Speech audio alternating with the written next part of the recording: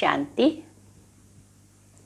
ఈరోజు మధురమైన సాకార మహావాక్యాలను విందాము.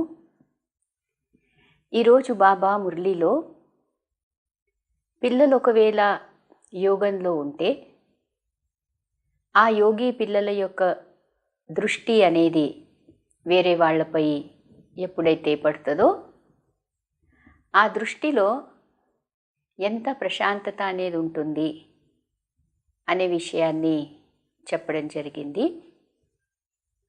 రెండో విషయము, బాబా పిల్లలకు అంటారు పిల్లలు వినాశనం అయ్యేది ఉంది. పిల్లలు కూడా అవును బాబా వినాశనం అయ్యేది ఉంది, మేము రెడీ ఉన్నాము అని అంటారు. అయితే బాబా పిల్లలకు చెక్ చేయమంటున్నారు, మీ పెట్టాబేడం అంతా సర్దుకున్నారా అని. బ్యాగేజ్ అంతా సర్దేశారా, రెడీ ఉన్నారా అని అడిగారు. మూడోది, బ్రహ్మబాబా తన అనుభవం పిల్లలతో షేర్ చేశారు. ఎప్పుడైతే నాకు అర్థమైందో ఈ సృష్టి వినాశనం అయ్యేది ఉంది, కొత్త సృష్టి స్థాపన చేసేది ఉంది, అయితే నేను నా బిజినెస్ అంతా కూడా సర్దేశాను, శివబాబాకు నా దగ్గర అంతా కూడా అంకితం చేసేసా. ఆ సమయంలో నేను ఆలోచించలే నా పిల్లలకి ఏమవుతుంది అని. ఆ విషయాన్ని ఇంకా డీటెయిల్గా బాబా మురళిలో చెప్పడం జరిగింది. అయితే ఈ విషయాలు తీసుకొని ఈరోజు చింతన చేద్దాము. మురళి డేటు మే 26, 2020. సారంలో బాబా అంటున్నారు, मीठे बच्चे सदा इसी नशे में रहो कि हम संगम युगी ब्राह्मण हैं। हम जानते हैं जिस बाबा को सब पुकार रहे हैं वह हमारे सम्मुख है. ఎంత నశ యొక్క విషయం ఉంది సారంలోనే.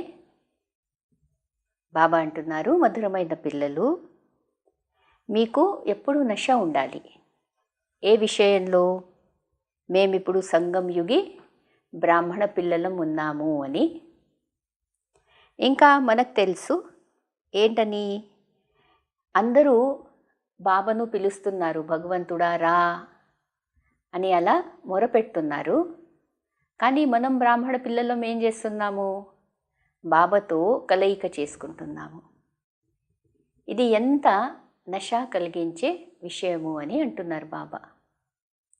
ప్రపంచంలో ఇంకా భక్తులు సాధు సన్యాసుల దగ్గర, మందిరాలలో, పర్వతాలపైన తీర్థయాత్రలు చేస్తూ, జపము తపం చేస్తూ ఇంకా కూడా భగవంతుడిని వెతుకుతున్నారు.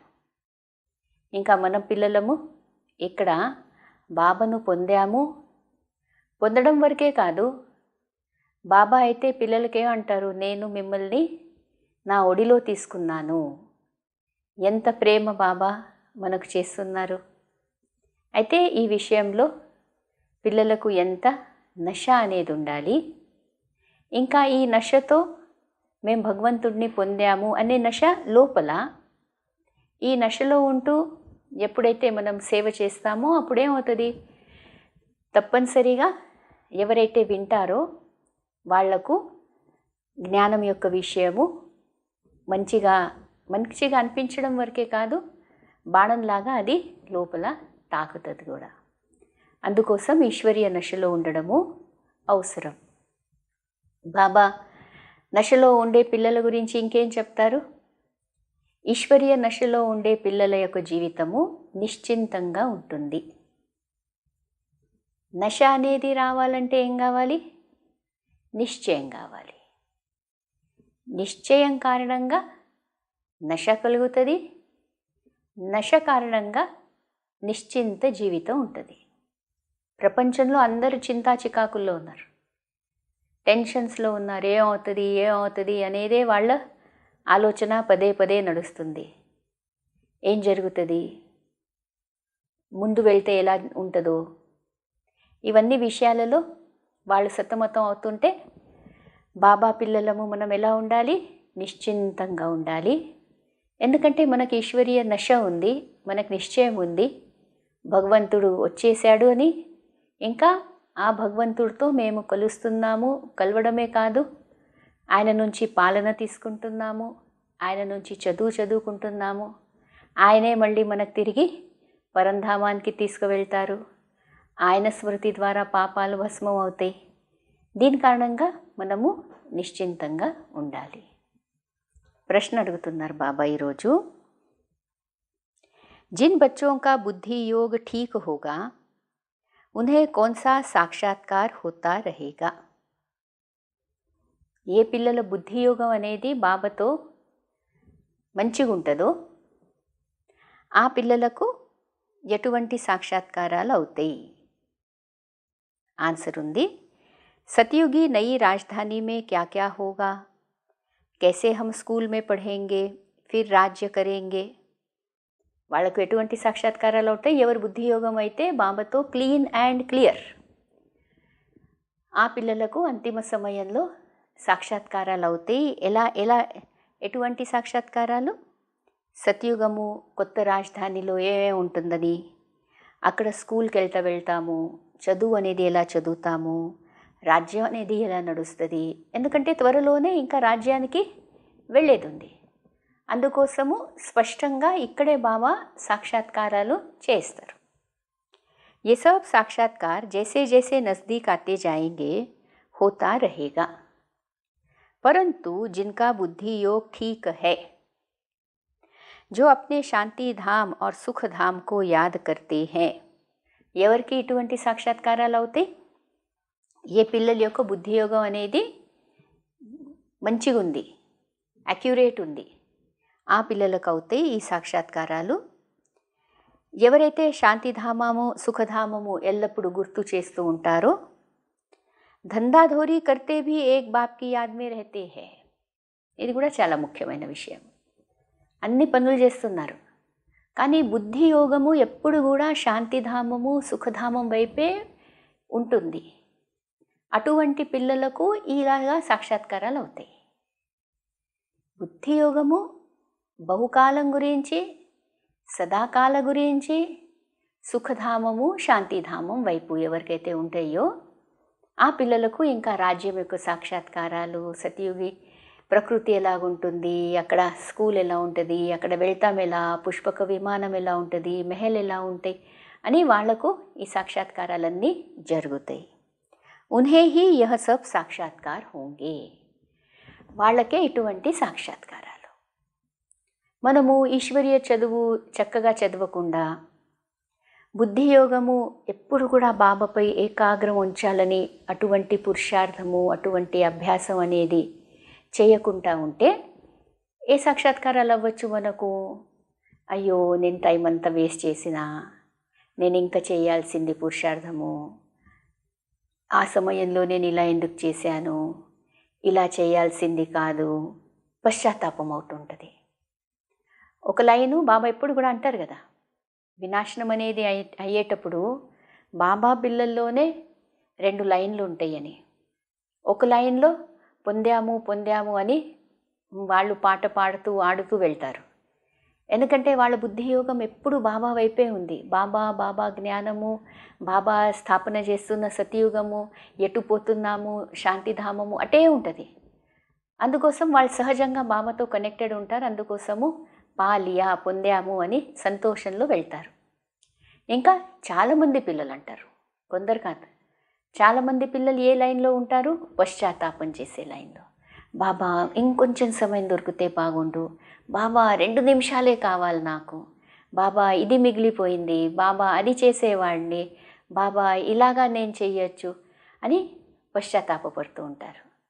అందుకోసం మనము చాలా స్వయాన్ని చెక్ చేసుకునే అవసరం ఉంది.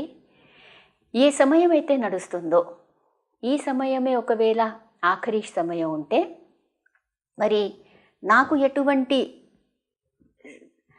ఎటువంటి విషయాలు కనబడతాయి, నాకు సుఖధామము శాంతిధామం యొక్క సాక్షాత్కారం అవుతుందా, లేక నేను పశ్చాత్తాపడుతూ ఉంటానా అని చూసుకోవాలి. అందుకోసం బహుకాలము బుద్ధి యోగము బాబాతో ఉంచుకోవడము, బహుకాలము అభ్యాసము చాలా అవసరము. అంతిమ సమయంలో నేను ఒక్క క్షణంలో బాబాని గుర్తు చేసేస్తానంటే కాదు. ఏదైనా బహుకాల సంస్కారాలే ఆ లాస్ట్ మూమెంట్లో లేక ఎమర్జెన్సీ సమయంలో ఆ సంస్కారాలే బయటపడతాయి. అందుకోసం బుద్ధియోగం ఎప్పుడు బాబాతో పెట్టుకొని శాంతిధామము, సుఖధామము, మన భవిష్యత్తు ఎలా ఉంటుంది, మనం ప్రిన్సెస్గా ఎలా ఉంటాము, ఫరిష్తా స్వరూపం ఏది అంటే ఇక్కడ ఏదైతే ఉందో ఇది ఇక్కడ ఉన్నాం, కానీ ఉన్నట్లు ఉన్నామన్నమాట, నిమిత్తులుగా ఉన్నాం. కానీ మనస్సు బుద్ధి ఎప్పుడు కూడా అటు ఉండాలి. అప్పుడే ఇటువంటి చక్కని సాక్షాత్కారాలు అవుతాయి. బాబా ఎప్పుడు కూడా అంటూ ఉంటారు, ఆది సమయంలో కూడా సాక్షాత్కారాలు అయినాయి, అంతిమ సమయంలో కూడా సాక్షాత్కారాలు అవుతాయి. కానీ తేడా ఉంది కదా. ఆదిలో ఏదైతే సాక్షాత్కారాలు అయినాయో అది స్వయం బాబా పిల్లలకు సాక్షాత్కారాలు చేయించారు. ఎందుకంటే స్థాపన చేయించేది ఉండే. అందుకోసం కృష్ణుడి యొక్క సాక్షాత్కారము, వైకుంఠం యొక్క సాక్షాత్కారము చాలా సహజంగా సాక్షాత్కారాలు అయినాయి ఆది సమయంలో. అప్పుడు బుద్ధియోగం యొక్క విషయమే లేకుండే, అప్పుడు జ్ఞానమే లేదు. అప్పుడు జ్ఞానం అనేది ఇవ్వడానికి సాక్షాత్కారాలు అయినాయి. ఇప్పుడు జ్ఞానం అంతా క్లియర్గా చెప్తున్నారు బాబా. క్లియర్, స్పష్టంగా ఒక్కొక్క విషయం స్పష్టంగా మనకు అర్థం చేస్తున్నారు. ఇప్పుడు ఆ విషయాలన్నీ కూడా ఏం చేయమంటాడు బాబా? విజువలైజ్ చేయండి. మీ మూడో నేత్రం ద్వారా అవి చూస్తూ ఉండండి. మీ బుద్ధి నేత్రం ఎప్పుడూ అదే చూస్తూ ఉండాలి. ఈ అభ్యాసం అనేది చేసేటప్పుడు ఏమవుతుంది? వినాశకాలంలో కూడా సాక్షాత్కారాలు అవుతాయి. స్థాపనలు అయినాయి. అందుకోసం బాబా అంటారు ఏదైతే ఆదిలో అయిందో అంతిమ సమయంలో కూడా అది జరుగుతుంది. అంటే వినాశకాలంలో కూడా సాక్షాత్కారాలు అవుతాయి. కానీ దాని కండిషన్ ఏంటిది? మన బుద్ధి యోగము. మనం ఎంత బుద్ధి యోగం బాబాలో పెట్టుకున్నామో, బాబాతోనే ఉండే అవ్యభిచారి స్మృతి ఉండే బాబాది, అంతా మనకు ఆఖరి సమయంలో సతయుగం యొక్క సాక్షాత్కారాలు అవుతాయి. మరి మనం చూసుకోవాలి స్వయాన్ని. రోజంతా నా బుద్ధి యోగం ఎక్కడ ఉంటుంది? ఇది కూడా బాబా అన్నారు, మీ పనులు చేస్తూ, ఇంట్లో ఉంటూ, గృహస్థంలో ఉంటూ ఇది పాసిబుల్ ఉంది. అందుకోసమే బాబా అంటున్నారు దీనిపై మీరు చాలా శ్రద్ధ వహించే అవసరం ఉంది. ఈ విషయాన్ని రోజంతా కూడా చక్కగా అటెన్షన్ అనేది పెట్టండి. ఇంకో విషయం బాబా ఈరోజు అర్థం చేయించారు. యోగాభ్యాసం చేసే పిల్లల యొక్క స్థితి ఎలా ఉంటుంది అని ఈరోజు అర్థం చేయించారు మురళిలో. నేను చదువుతాను ఆ మహావాక్యాలను. ऐसे कोई कह न सके कि मैं संपूर्ण योग में हूँ व 80% योग में हूँ. कोई भी कह न सके. జ్ఞాన भी चाहिए. కొందరు పిల్లలు అంటారు బాబా మేము సంపూర్ణంగా యోగంలో ఉన్నాం. అయితే బాబా అన్నారు నేను సంపూర్ణ యోగి అని బాబా అంటున్నారు. పిల్లలు మీరు అనరాదు. 80% యోగం ఉంది బాబా నాది అని కొందరు అంటారు. బాబా యోగి ఆత్మల గుర్తు చెప్పారు. జ్ఞానం కూడా అవసరం. అసలు జ్ఞానం ఉన్నదే యోగం యొక్క డెప్త్ గురించి. బాబా చెప్పే ప్రతి విషయము మురళిలో యోగం యొక్క గుహ్యతనే అర్థం చేయిస్తూ ఉంటారు బాబా. యోగం యొక్క జ్ఞానమే ఇస్తూ ఉంటారు. అయితే జ్ఞానం కూడా అవసరము. కానీ యోగి ఆత్మ ఎవరు? ఏమన్నారు చూద్దామా? బాబా అన్నారు तुम बच्चों में योगी वह है जो अपनी दृष्टि से ही किसी को शांत कर दे. మీరు మీలో ఏ పిల్లల్ని యోగి పిల్లలు అని అనొచ్చు? ఎవరైతే తన దృష్టి ద్వారా వేరే వాళ్లను శాంతించగలరు, శాంతి యొక్క అనుభూతి అనేది ఇవ్వగలరు, ఆ పిల్లల్నే యోగి పిల్లలు అని అనొచ్చు. యహ భీ తాకత్ హై. ఇలా వాళ్లకు శాంతి యొక్క అనుభూతి అనేది కలిగించడము, దీంట్లో కూడా చాలా శక్తి అనేది అవసరము. एकदम सन्नाटा हो जाएगा जब तुम अशरीरी बन जाते हो, फिर बाप की याद में रहते हो तो यही सच्ची याद है. ఎవరైతే అశరీరిగా అయి బాబాను స్మృతి చేస్తారో అప్పుడు వాతావరణం అంతా చాలా ప్రశాంతంగా అయిపోతుంది అంటున్నారు బాబా. అదే నిజమైన యోగము అని అర్థం చేస్తున్నారు. फिर से यह प्रैक्टिस करनी है. పదే పదే ఈ ప్రాక్టీస్ చేయండి. जैसे तुम यहाँ याद में बैठते हो, यह प्रैक्टिस कराई जाती है, फिर भी सब कोई याद में रहते नहीं है, कहाँ कहाँ बुद्धि भागती रहती है. యోగాభ్యాసం ఎలా చేయాలని ప్రాక్టీస్ చేయాలి? అశరీరగా శివబాబా స్మృతిలో ఉన్నప్పుడు వాతావరణం అంతా సైలెన్స్ అయిపోవాలన్నమాట. సైలెంట్ అయిపోవాలి. ఇంకా ఆ స్థితిలో మనం ఎవరికైనా దృష్టి ఇస్తే ముందు వాళ్ళు కూడా ఏకదం సైలెంట్ అయిపోతారు. ఆ యోగమే యథార్థమైన యోగము, సచ్చా యోగ్ అంటున్నారు బాబా. ఆ యోగం చేయడానికి పిల్లలు అభ్యాసం చేయండి అని అంటున్నారు. बुद्धि योग और कोई तरफ न जाए, सन्नाटा हो जाएगा. तुम अशरीरी बन जाते हो और बाप की याद में रहते हो, यह है सच्ची याद. सन्यासी भी शांति में बैठते हैं, वह किसकी याद में रहते हैं? वह कोई रियल याद नहीं है. మీరు చేసే అభ్యాసము యథార్థమైనదంటున్నారు. ఏదైతే సన్యాసులు చేస్తారో అభ్యాసము, కూర్చొని ధ్యానం చేయడము, వాళ్ళేమో వాళ్ళు బ్రహ్మాండాన్నే గుర్తు చేస్తారు. బ్రహ్మలో లీనైపోవాలని వాళ్లకు ఆ లక్ష్యం ఉంటుంది. దాంట్లో శాంతి యొక్క అనుభూతి ఉంటుంది, కానీ దానిని నిజమైన యోగము అని అనరాదు అని చెప్తున్నారు బాబా. మళ్ళీ బ్రహ్మబాబా ఎలా తన దగ్గర ఉందంతా కూడా యజ్ఞంలో సమర్పణ చేశారు, ఎటువంటి సంకల్పాలు చేశారు ఆ సమయంలో అవి చదువుదాం. బాబా మురళిలో చెప్పారు, इनको भी बाबा ने श्रीमत दी, साक्षात्कार कराया ना. तुमको हम बादशाही देता हूँ, अब इस सर्विस में लग जाओ, अपना वर्षा लेने का पुरुषार्थ करो, यह सब छोड़ दो. అయితే బ్రహ్మబాబా తన అనుభూతి ఏదైతే ఉందో అది మనకు చెప్తున్నారు. కి నాకు శివబాబా శ్రీమతం ఇచ్చారు, నాకు బాబా సాక్షాత్కారం చేయించారు, నేను మీకు ఇంత గొప్ప రాజ్యం అనేది ఇస్తాను, మీరు ఈ సేవనే చేయండి, నా నుంచి వారసత్వం తీసుకోవడానికి పురుషార్థం చేయండి, అందుకోసము ఇదంతా కూడా వదిలేసేయండి, బిజినెస్ ఏంటి అంతా కూడా వదిలేసేయండి అని బాబా నాకు శ్రీమతం ఇచ్చారు. తో యహ్ భీ నిమిత్త బనా. అయితే శివబాబా అంటున్నారు, చూడండి నేను ఇవన్నీ చెప్తే మరి బ్రహ్మబాబా నిమిత్తంగా అయ్యారు కదా. సబ్ తో ఐసే నిమిత్త నహీ బంతే హై. అందరు ఇలా అవ్వలేరు. ఎందుకు? जिनको नशा चढ़ा तो आकर बैठ गए, हमको तो राजाई मिलती है. దీంట్లో ఏం కావాలి? ఈశ్వరీయ నశ అన్నమాట. ఆ ఈశ్వరీయ నశ ఏం చేసేసింది? బ్రహ్మబాబాకు అంతా కూడా సర్దుకోవడానికి ఆ అవకాశం ఇచ్చింది. ఆ ఈశ్వరీయ నశ యొక్క అనుభూతి అందరు ఈ విధంగా చెయ్యలేరు. तो आकर के बैठ गए, हमको तो राजाई मिलती है, फिर यहाँ पाई पैसा क्या करेंगे. అప్పుడు బ్రహ్మబాబాకి ఏమనిపించింది? ఈ డబ్బులు ఇవన్నీ ఏం చేసేది ఉంది, నాకైతే విశ్వరాజ్యం లభిస్తుందని బాబాకు నశ వచ్చినప్పుడు ఇంకా బాబా అంతా సర్దుకున్నారు. तो अब बाप बच्चों को पुरुषार्थ कराते हैं, राजधानी स्थापन हो रही है, कहते भी है हम लक्ष्मी नारायण से कम नहीं बनेंगे, तो श्रीमत पर चलकर दिखाओ. అయితే పిల్లలతో కూడా బాబా పురుషార్థం చేయిస్తారు.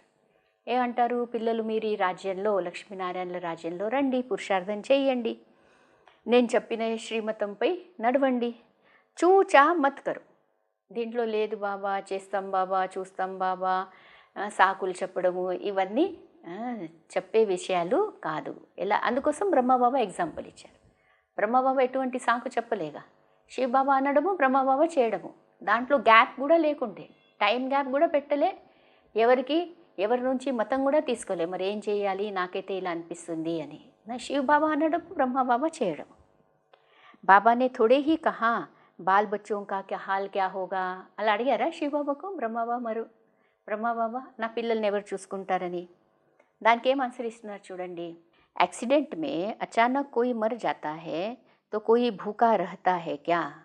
कोई न कोई मित्र संबंधी आदि देते हैं खाने के लिए. బ్రహ్మబాబా ఎటువంటి సంకల్పాలు చేసేవారు? ఇప్పుడు ఎవరైనా చనిపోయారనుకోండి సడన్లీ యాక్సిడెంట్లో, మళ్ళీ వాళ్ళ పిల్ల పాపల్ని ఎవరైనా చూసుకోరా?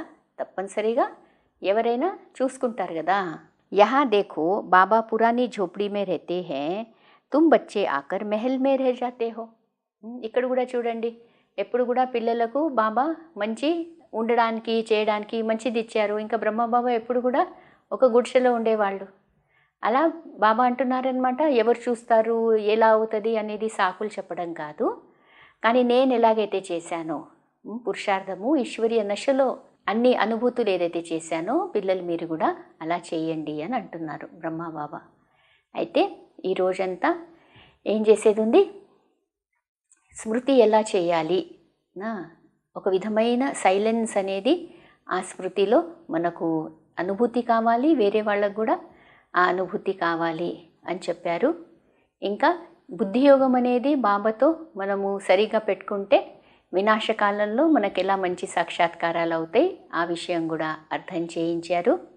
నశ యొక్క ఇంకో పాయింట్ ఏముండే ఈరోజు, బాబా అన్నారు, బ్రాహ్మణ పిల్లల ముందు నేను సమ్ముఖంగా ఉన్నాను, ప్రపంచమంతా నా గురించి వెతుకుతున్నది. అయితే మీరెంత భాగ్యశాలి పిల్లలు ఉన్నారు, ఈ నశ కూడా పిల్లలకు ఉండాలని. ఈ విషయాలన్నీ రోజంతా చింతన చేస్తూ మన ఆత్మస్థితిని మనం ఇంకా మంచిగా చేసుకుందాం. ఓం శాంతి.